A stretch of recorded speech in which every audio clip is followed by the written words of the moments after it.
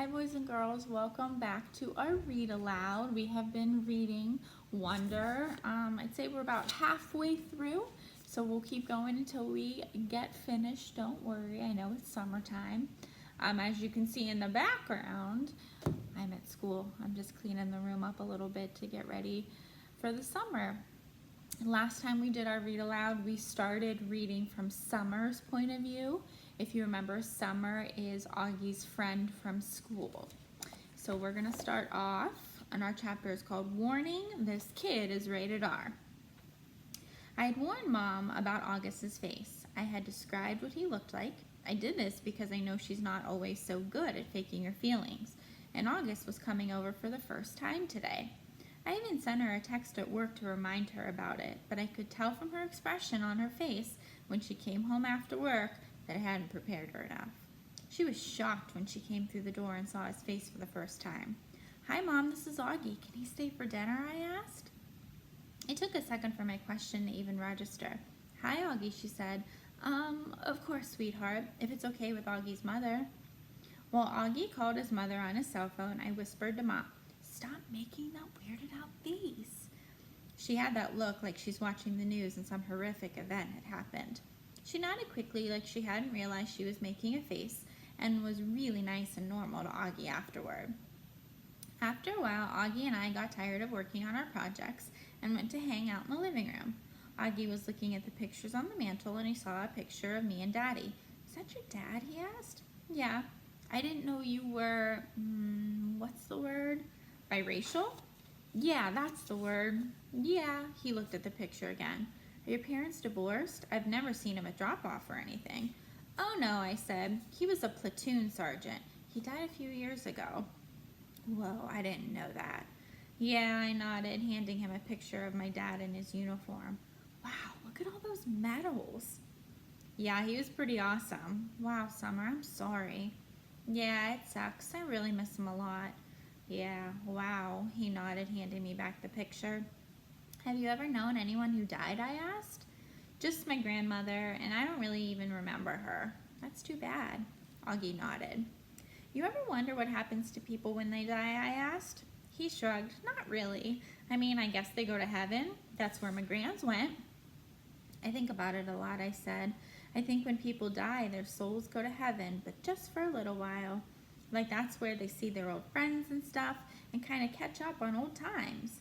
But then I actually think the souls start thinking about their lives on earth, like if they were good or bad or whatever. And then they get born again as brand new babies in the world." "Why would they want to do that?" "Because then they get another chance to get it right," I answered. "Their souls get a chance to have a do-over." He thought about what I was saying and then nodded. "Kind of like when you get a makeup test," he said. "Right. But they don't come back looking the same," he said. "I mean, they look completely different when they come back, right?" "Oh yeah," I answered. "Your soul stays the same, but everything else is different." "I like that," he nodded. "I really like that, Summer. That means in my next life, I won't be stuck with this face." He pointed to his face when he said that, batted his eyes, which made me laugh. "I guess not," I shrugged. "Hey, I might even be handsome," he said, smiling. "That'd be so awesome, wouldn't it? I could come back and be this good-looking dude and be super buff and super tall." I laughed again. He was such a good sport about himself. That's one of the things I like most about Augie. "Hey, Augie, can I ask you a question?" "Yeah," he said, just like he knew exactly what I wanted to ask. I hesitated. I'd been wanting to ask him for a while, but I always lost the guts to ask. "What?" he said. "You want to know what's wrong with my face?" "Yeah, I guess, if it's okay for me to ask." He shrugged. I was so relieved that it didn't seem mad or sad. "Yeah, it's no big deal," he said casually. "The main thing I have is this thing called mandibulofacial dysatosis, which took me forever to learn how to pronounce, by the way. But I also have this other syndrome thing that I can't even pronounce. And these things kind of just morph together into one big super thing, which is so rare that they don't even have a name for it. I mean, I don't want to brag or anything, but I'm actually considered something of a medical wonder, you know?" He smiled. "That was a joke," he said. "You can laugh." I smiled and shook my head. "You're funny, Augie," I said. Yes, I am, he said proudly. I'm cool beans.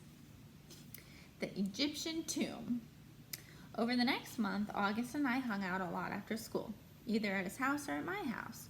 Augie's parents even invited Mom and me over for dinner a couple times. I overheard them talking about fixing Mom up on a blind date with August's Uncle Ben. On the day of the Egyptian Museum exhibit, we were all really excited and kind of giddy. It had snowed the day before. Not as much as it had snowed over the Thanksgiving break, but still, snow is snow.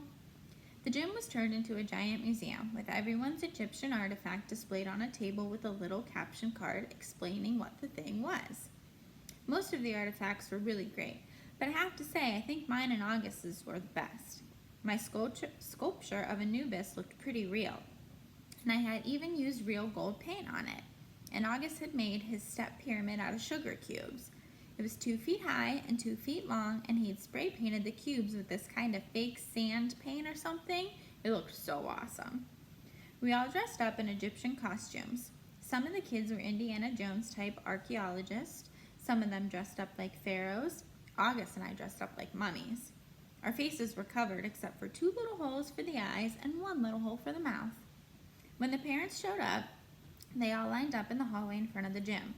Then we were told we could go get our parents, and each kid got to take his or her parent on a flashlight tour through the dark gym. August and I took our moms around together. We stopped at each exhibit, explaining what it was, talking in whispers, answering questions.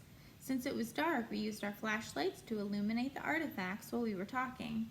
Sometimes, for dramatic effect, we would hold the flashlights under our chins while we were explaining something in detail. It was so much fun, hearing all these whispers in the dark, seeing all the lights zigzagging around the dark room. At one point, I went over to get a drink at the water fountain. I had to take a mummy wrap off my face. "Hey, Summer," said Jack, who came over to talk to me. He was dressed like the man from The Mummy. Cool costume. "Thanks. Is the other mummy August?" "Yeah." "Hey, do you know why August is mad at me?" "Uh-huh," I nodded. "Can you tell me?" "No." He nodded. He seemed bummed. "I told him I wouldn't tell you," I explained. "It's so weird," he said. "I have no idea why he's mad at me all of a sudden. None. Can you at least give me a hint?" I looked over at where August was across the room, talking to her moms. I wasn't about to break my solid oath that I wouldn't tell anyone about what he overheard at Halloween, but I felt bad for Jack. "Bleeding scream," I whispered in his ear, and then walked away. Part 4. So we're going to read from Jack's point of view now. And it says, "Now here is my secret. It's very simple. It is only with one's heart that one can see clearly. What is essential is invisible to the eye." It's a quote from The Little Prince. So we're going to read about Jack now. The call. So in August, my parents got this call from Mr. Tushman, the middle school director, and my mom said maybe he calls all the new students to welcome them. And my dad said that's a lot of kids he'd be calling. So my mom called him back, and I could hear her talking to Mr. Tushman on the phone. This is exactly what she said. "Oh, hi, Mr. Tushman. This is Amanda Will, returning your call." "Oh, thank you. That's so nice of you to say. He's looking forward to it." "Yes? Yes? Oh, sure. Oh, uh-huh. Well, that's so nice of you to say." "Sure. Oh, wow. I see it, of course. I'm sure he will. Let me write it down." "Got it. I'll call you after I've had a chance to talk to him, okay?" "No, thank you for thinking of him. Bye-bye." And when she hung up, I was like, "What's up? What did he say?" And Mom said, "Well, it's actually very flattering, but kind of sad too. See, there's this boy who's starting middle school this year, and he's never been in a real school environment before because he was homeschooled. So Mr. Tushman talked to some of the lower school teachers to find out who they thought were some of the really, really great kids coming into 5th grade. And the teachers must have told him that you were an especially nice kid, which I already knew, of course. So Mr. Tushman is wondering if he could count on you to sort of shepherd this new boy around for a bit." "Like, let him hang out with me," I said. "Exactly," said Mom. "He called it being a welcome buddy." But why me? I told you your teachers told Mr. Tushman that you were the kind of kid who's known for being a good egg. I mean, I'm so proud that they think so highly of you. Why is it sad? Well, what do you mean? You said it's flattering, but kind of sad too. Oh, Mom nodded. Well, apparently this boy has some sort of, I guess there's something wrong with his face or something like that. Not sure. Maybe he was in an accident? Mr. Tushman said he'd explain a bit more when you come to the school next week. School doesn't start till September. He wants you to meet this kid before school starts. Do I have to? Mom looked a bit surprised. Well, no, of course not, she said. But it would be the nice thing to do, Jack. If I don't have to do it, I said, I don't want to do it. Can you at least think about it? I'm thinking about it, and I don't want to do it. Well, I'm not going to force you, she said, but at least think about it some more, okay? I'm not calling Mr. Tushman back until tomorrow, so just sit with it a bit. I mean, Jack, I really don't think it's that much to ask you to spend a little extra time with some new kid. It's not that he's just a new kid, Mom, I answered. He's deformed. That's a terrible thing to say, Jack. He is, Mom. You don't even know who he is. Yeah, I do, I said, because I knew the second she started talking about him that it was that kid named August Carvel. I remember seeing him from the first time in front of the Carvel on Amesfort Avenue when I was about 5 or 6. Me and Veronica, my babysitter, were sitting on the bench outside the store with Jamie, my baby brother, who was sitting in a stroller facing us. I guess I was busy eating my ice cream cone because I didn't even notice the people who sat down next to us. Then at one point, I turned my head to suck the ice cream out of the bottom of the cone, and that's when I saw him, August. He was sitting right next to me. I know it wasn't cool, but I kind of went, when I saw him because I honestly got scared. I thought he was wearing a zombie mask or something. It was the kind of, you say when you're watching a scary movie and the bad guy, jumps out of the bushes. Anyway, I know it wasn't nice of me to do that, and though the kid didn't hear me, I know his sister did. Jack, we have to go, said Veronica. She had gotten up and was turning the stroller around because Jamie, who had obviously just noticed the kid too, was about to say something embarrassing. So I jumped up kind of suddenly, like a bee had landed on me, and followed Veronica as she zoomed away. I could hear the kid's mom saying softly behind us, Okay, guys, I think it's time to go. And I turned around to look at them one more time. The kid was licking his ice cream cone, the mom was picking up his scooter, and the sister was glaring at me like she was going to kill me. I looked away quickly. Veronica, what was wrong with that kid? I whispered. Hush, boy, she said, her angry voice. I love Veronica, but when she got mad, she got mad. Meanwhile, Jamie was practically spilling out of his stroller trying to get another look as Veronica pushed him away. But Veronica, said Jamie. You boys were very naughty, said Veronica, as soon as we were farther down the block, staring like that. I didn't mean to, I said. Veronica, said Jamie. Us leaving like that, Veronica was muttering. Oh, Lord, that poor lady. I tell you, boys, every day we should thank the Lord for our blessings. You hear me? Veronica, what is it, Jamie? Is it Halloween? No, Jamie. Then why was the boy wearing a mask? Veronica didn't answer. Sometimes, when she was mad about something, she would do that. He wasn't wearing a mask, I explained to Jamie. Hush, Jack, said Veronica. Why are you so mad, Veronica? I couldn't help asking. I thought this would make her angrier, but she actually shook her head. It was bad how we did that, she said, just getting up like that, like we'd just seen the devil. I was scared for what Jamie was going to say, you know? I didn't want him to say anything that would hurt that little boy's feelings, but it was very bad us leaving like that. That Mama knew what was going on. But we didn't mean it, I answered. Jack, sometimes you don't have to mean to hurt someone to actually hurt someone. Do you understand? That was the first time I ever saw August in the neighborhood, at least that I remember. But I've seen him around ever since then, a couple of times in the playground, a few times in the park. He used to wear an astronaut helmet sometimes, but I always knew it was him underneath that helmet. All the kids in the neighborhood knew it was him. Everyone has seen August at some point or another. We all know his name, even though he doesn't know ours. And whenever I've seen him, I try to remember what Veronica said. But it's hard. It's hard not to sneak a second look. It's hard to act normal when you see him. Why I changed my mind. Who else did Mr. Tushman call? I asked Mom later that night. Did he tell you? He mentioned Julian and Charlotte. Julian, I said. Ugh, why Julian? You used to be friends with Julian. Mom, that was like in kindergarten. Julian's the biggest phony there is, and he's trying so hard to be popular all the time. Well, said Mom, at least Julian agreed to help this kid out. Gotta give him credit for that. I didn't say anything because she was right. What about Charlotte, I asked. Is she doing it too? Yes, Mom said. Of course she is. Charlotte's such a goody two-shoes, I answered. Boy, Jack, said Mom, you seem to have a problem with everybody these days. It's just, I started. Mom, you have no idea what this kid looks like. I can imagine. No, you can't. You've never seen him, and I have. It might not even be who you're thinking it is. Trust me, it is. And I'm telling you, it's really bad. He's deformed, Mom. His eyes are like down here, I pointed to my cheeks. And he has no ears. And his mouth is like... Jamie had walked into the kitchen to get a juice box from the fridge. That's Jamie, I said. Right, Jamie? Remember the kid we saw in the park after school last year? The kid named August? The one with the face? Oh, that kid, said Jamie, his eyes opening wide. He gave me a nightmare, remember, Mommy? That nightmare about the zombies from last year? I thought that was from watching a scary movie, answered Mom.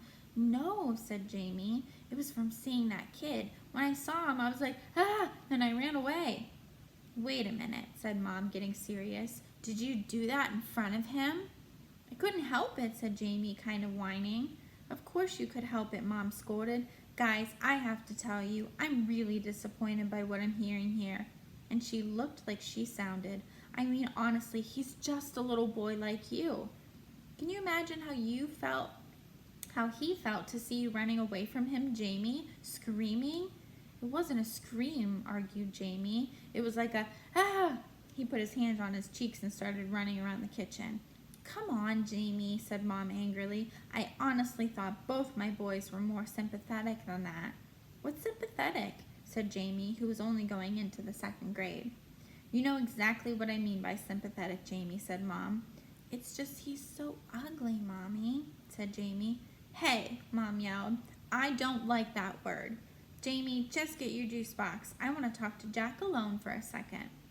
Look, Jack, Mom said as soon as he left, and I knew she was about to give me a whole speech. Okay, I'll do it, I said, which completely shocked her. You will? Yes, so I can call Mr. Tushman? Yes, Mom, I said yes. Mom smiled. I knew you'd rise to the occasion, kiddo. Good for you. I'm so proud of you, Jackie. She messed up my hair. So here's why I changed my mind. It wasn't so I wouldn't have to hear Mom give me a whole lecture, and it wasn't to protect this August kid from Julian, who I knew would be a jerk about the whole thing. It was because when I heard Jamie talking about how he had run away from August going, I suddenly felt really bad. The thing is, there are always going to be kids like Julian who are jerks. But if a little kid like Jamie, who's usually a nice enough kid, can be that mean, then a kid like August doesn't stand a chance in middle school. 4 things. First of all, you do get used to his face. The first couple of times I was like, whoa, I'm never going to get used to this.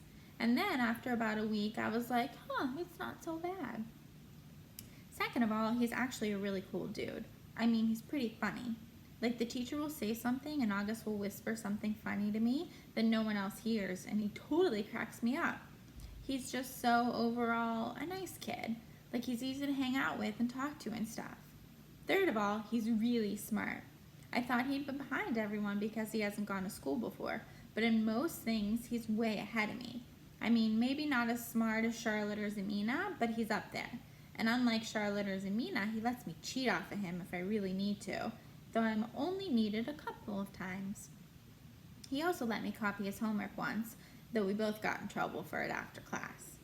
The 2 of you got the exact same answers wrong on yesterday's homework, Ms. Rubin said, looking at us both like she was waiting for an explanation. I didn't know what to say because the explanation would have been, oh, that's because I copied August's homework. but August lied to protect me. He was like, "Oh, that's because we did our homework together last night," which wasn't true at all. "Well, doing homework together is a good thing," Ms. Rubin answered, "but you're supposed to still do it separately, okay? You could work side by side if you want, but you can't actually do your homework together, okay? Got it?" After we left the classroom, I said, "Dude, thanks for doing that." And he was like, "No problem." That was cool. Fourthly, now that I know him, I would say I actually do want to be friends with August.